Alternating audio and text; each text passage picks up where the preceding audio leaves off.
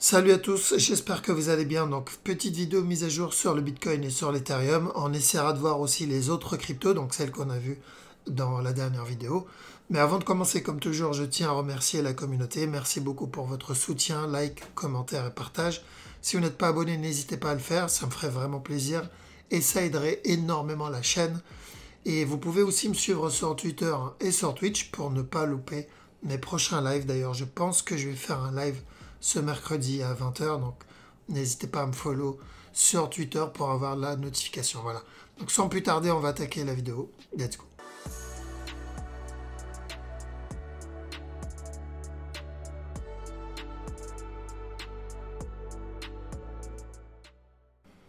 Alors, donc le Bitcoin. Bitcoin, pas trop de changements depuis hier. Donc, c'est les deux mêmes scénarios. On va sortir hop, le petit stylo. Voilà. Donc, c'est les deux mêmes scénarios. C'est la même direction. Quand je dis les deux mêmes scénarios, c'est pour de l'interne. Mais la direction 4 heures, c'est toujours les mêmes flèches. D'accord? Quand on n'a pas terminé la structure, vous devez faire attention à la cassure de ce top. Si le mouvement continue à corriger comme il le fait ici, donc ça validerait encore plus la continuation vers le haut. Donc nous, on cherchait à la base un expanding ici, mais comme on a dit, s'il continue, s'il corrige ici, donc il invaliderait l'expanding et on ira plutôt pour une nouvelle structure corrective. Ok, donc en gros, ça comme un A, ce qu'il est en train de faire ici comme un B, ensuite venir donner un C avant la continuation. Ok, donc ça c'est le premier scénario. En gros, ça c'est une correction, continuation vers le haut. Pour terminer cette correction ici. C'est la même, ok? C'est la même depuis qu'on est en bas. L'autre possibilité, c'est toujours ce qu'on avait vu précédemment, donc ce gros running. Ce running est toujours possible, donc on ne doit pas l'oublier, ok? Du coup, on fait attention à la cassure du bas s'il vient casser le bas. En plus, si je regarde en interne, c'était où? C'était là. Si je regarde le passé, pas en interne, mais le passé, cette structure ici, et j'ai bien l'impression qu'il est en train de répéter la même chose. Alors, on va la copier, ok? On va aller en 15 minutes. Et on va copier ce mouvement-là, donc le mouvement qu'on a eu entre le 21 et... non, entre le 16 et le 18, il me semble. Donc on va copier ça de là à... Voilà, ça devrait suivre. Et on va aller en interne ici, on va hop, diminuer la structure, voilà. Et du coup, on peut répéter la même chose. J'ai même l'impression qu'il a répété la même chose. Si j'arrive... Voilà, bon, ça devrait suivre. Et on va prendre le stylo en blanc, ou en jaune.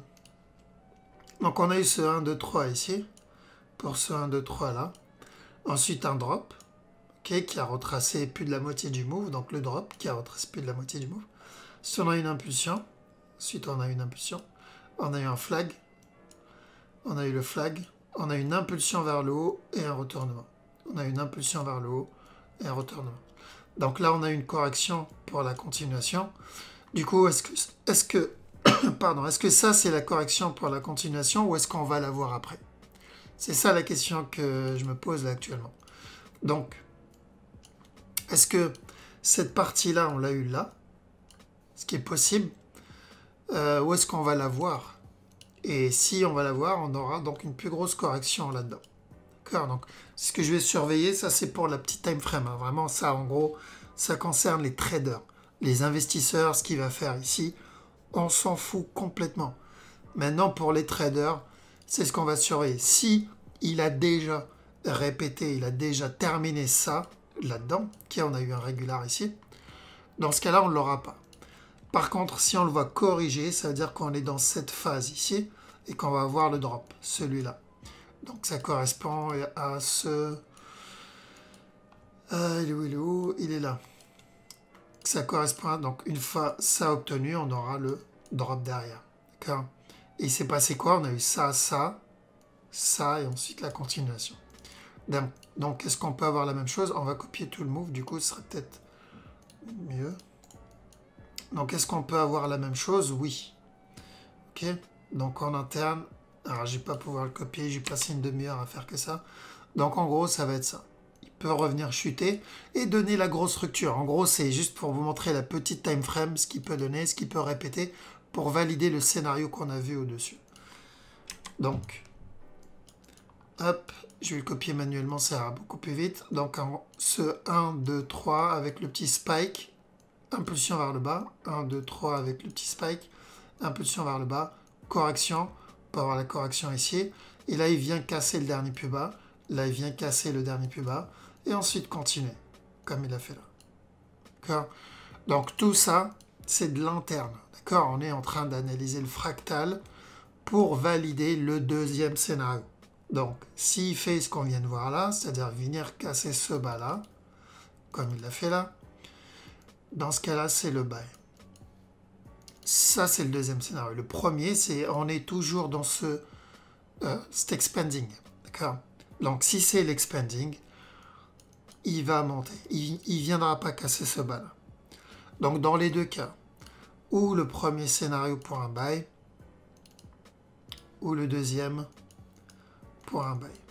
J'irai plutôt pour la cassure de ce bas-là. Pour moi, ce mouvement, il est quand même assez correctif. Voilà, encore une fois, c'est pour du trading. L'un comme l'autre, ce qu'on va surveiller, c'est la fin de cette correction. Ici, donc je vais mettre des flèches, parce que je sais, ça ne les intéresse pas comment se développe une structure. Donc on va mettre de nouvelles flèches, qu'on va mettre en jaune, parce que maintenant c'est de l'interne. Donc correction, une fois la correction terminée, continuation vers le haut. D'accord, très simple. Ok. Donc sans vous prendre la tête de ce qu'il va répéter ou ce qu'il ne va pas répéter ou ce qu'il va faire en interne, parce que ça c'est du fractal, c'est ce qu'on attend. Donc on a annoncé la flèche ici, on l'a eu, on a annoncé la flèche ici, on est dedans. Maintenant en interne, on veut la correction et ensuite la continuation. Ethereum c'est un running qu'on veut. Donc tant que ce bas n'est pas cassé, ce qu'on veut c'est un drop et ensuite une continuation encore vers le haut.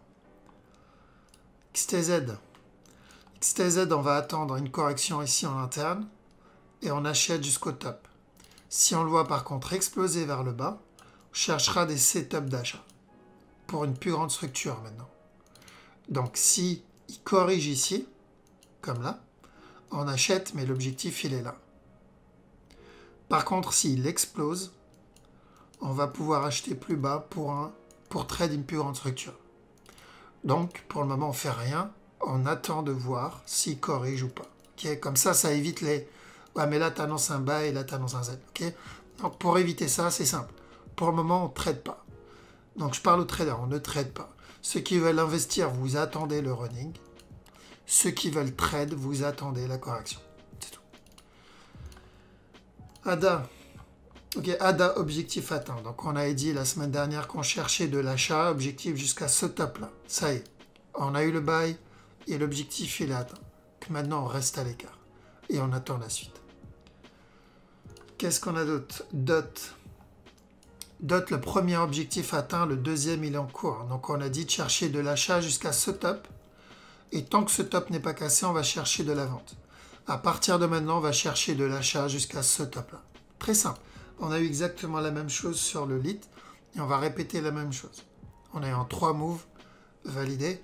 Donc premier mouvement validé, deuxième mouvement validé. Maintenant on va chercher le buy jusqu'à ce top là. N'oubliez pas, il peut venir casser ce buy. Il n'est pas obligé de donner un contracting, il peut venir donner un régulier. Mais dans tous les cas, qu'il casse le bas ou pas, privilégie plutôt de l'achat. BNB, donc on a dit de prendre les buy setup en interne, comme celui-là, comme celui-là, comme celui-là. Là, on attend, pareil, un autre setup et on prend les TP à chaque nouveau plus haut et on fait attention au drop du running. Fais attention à ça avant la continuation. Même analyse que XTZ. Donc, on le traite de la même façon.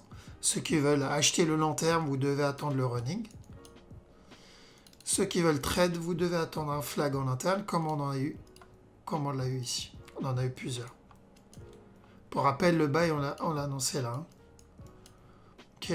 Donc, maintenant qu'on a déjà eu le buy, il faut attendre des setups. Comme là, là, là et là.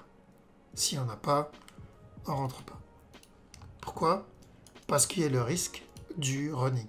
Si j'achète là, derrière je me retrouve dans ce running, je vais être un peu dégoûté. J'ai pas envie de perdre mon compte ici, alors que je sais très bien qu'il y a une grande probabilité qu'on l'ait bientôt.